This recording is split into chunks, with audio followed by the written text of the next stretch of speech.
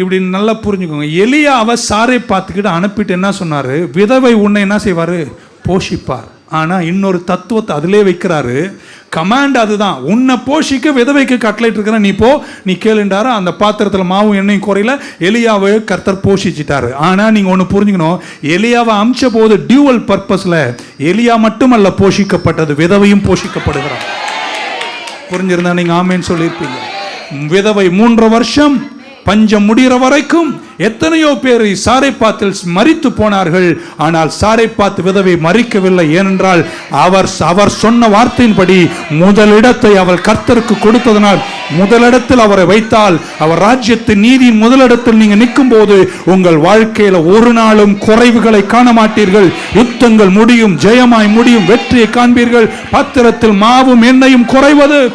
நல்ல ஒரு அல்லேலூயா சொல்லிடுங்க பார்க்கலாம். ஹல்லேலூயா.